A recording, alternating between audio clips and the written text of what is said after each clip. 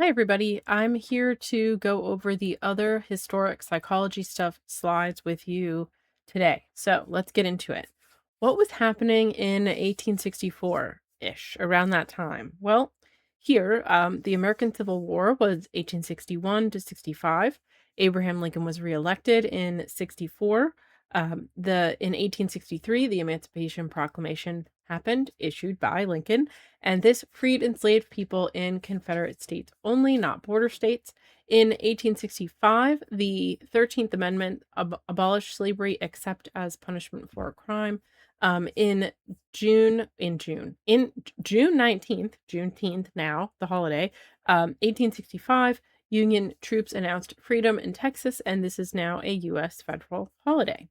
So this is where we were in the world, in our world, in our region at this time. So let's kind of get into some of these other people in the history of psych.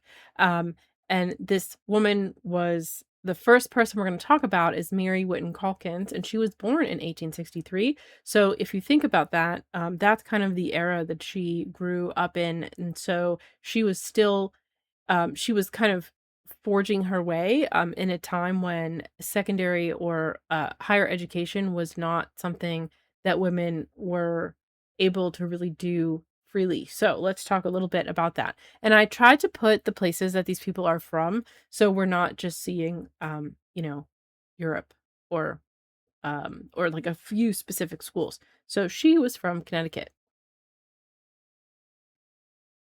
Okay, so imagine this. You have successfully completed all of the requirements for a PhD, including passing your doctoral exam. Your professors claim that your defense was the most brilliant examination for the PhD that they have had at Harvard, but no degree for you. Nope, you are female. They said, no, no women are getting degrees here. Um, she was a brilliant early American psychologist and philosopher who was among the first generation of women to enter into the field in this way. Before 1900, graduate studies for women were basically unprecedented. Women could not officially register at Harvard, but she was such a stellar student. She fought for access to the seminars, and Harvard let her go as a guest. They let her sit in on all the seminars, all the labs, all the lectures, all the courses. So she wasn't really doing it for real, but she was doing it for real, right? Does that make sense? So she wasn't enrolled, but they let her be there. And while she was there, she attended lectures and studied under many prominent scholars in the field, including some we've mentioned before, like I think we mentioned William James in the last slides, and some other prominent people in the history. So in 1895, despite fulfilling all of these requirements and being considered one of the most skilled students in her field at the time, Harvard refused to grant the degree for her because she was a woman. In 1902, Calkins and three other women who had completed graduate work at Harvard were they were offered doctoral degrees from Radcliffe, which was an undergraduate school. So like a bachelor's degree, basically, or before a bachelor's, for women's college, for women. And that was connected to Harvard, but it wasn't the same. They were like, here, have this instead. And she was like, no, that's not what I did. That's not the work I did. I want the degree that I did the work for. So, despite the value of that other degree and and her gratitude for the offer, she refused, and she said, I still believe that the best ideals of education would be better served if Radcliffe College refused to confer the doctor's degree. You would be quick to see that holding this conviction, I cannot rightly take the easier course of accepting the degree. So she's basically saying, like, Radcliffe is wrong for offering the degree, and I don't want it. No, I'm not taking it. It doesn't make sense. Another quote from her that think is appropriate and interesting is the student trained to reach decisions in the light of logic and history will be disposed to recognize that a distinction based on difference of sex is artificial and illogical. So she's saying it's about a trained student. It's not about a distinction based on sex. That makes no sense. It is not logical. So I appreciate this mentality because obviously we know brains are brains, right? It does not matter the sex of the person. And I loved this picture of her because in the bottom right of this slide, because she's with all of these men and she's in the back like, yep, here I am holding my own, doing the thing. So in 1905, she was elected president of the American Psychological Association and the American Philosophical Association in 1918. She was the first woman to hold a position in both of those societies. She was also awarded an honorary Doctor of Letters in 1909 from Columbia and a Doctorate of Laws in 1910 from Smith College. She was also the first woman elected to honorary membership on the British Psychological Association. So there's been many petitions to Harvard over the last 120 years to get her degree. Beginning in 1895, after her successful PhD examination, the professors asked Harvard to award her the degree, but of course they said no.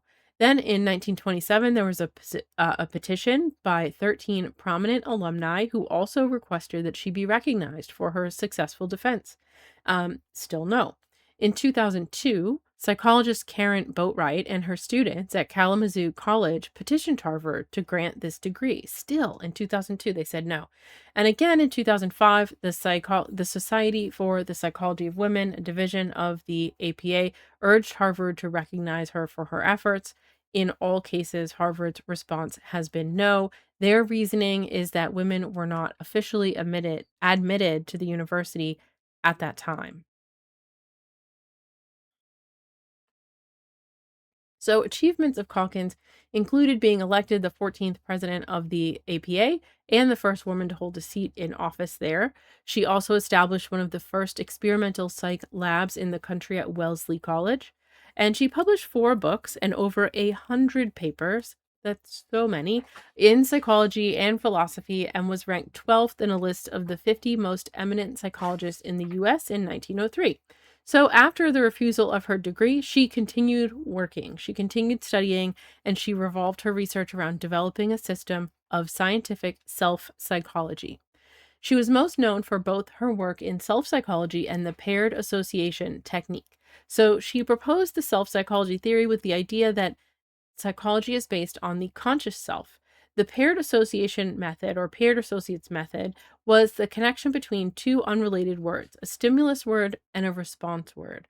The study of paired associates learning has been important for a number of reasons, and psychologists view it as a representative of the kind of learning that people engage in every day. Okay, next person, Psyche Cattell, 1893 to 1989. She is from New York. She dedicated a majority of her career to focusing on childhood intelligence. Born in Garrison, New York in 1893, she was the third of 7 children. Little was known about her mother, but her father, Cattell, was also a psychologist. Due to her father's employment at Columbia University, Cattell did not attend school, but was instead taught at home by graduate students of her father. She struggled with reading as a child and showed symptoms of dyslexia, although she was never formally diagnosed with it. Despite her own academic difficulties as a child, she continued to work very hard and pursue undergraduate education at the Sargent School for Physical Education. As a result of these academic struggles, she received no financial support from her father and was forced to work as a research assistant during her time at the university.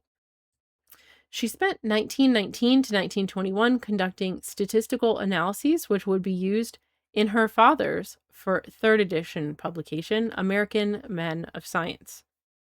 We'll pause for the irony right there, just for a second.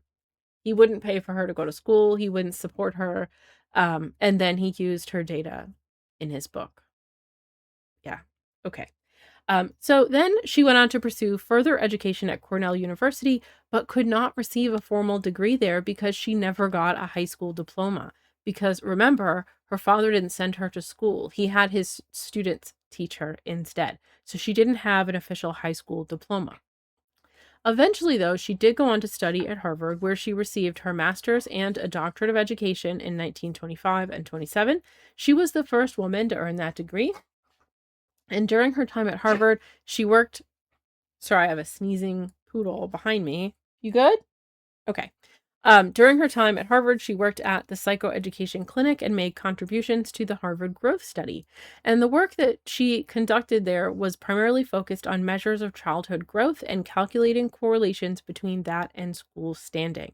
So she did Huge stuff that was huge contributions to the field, really interesting stuff, and just couldn't get support from, her dad, who is, like, this famous researcher, so, okay.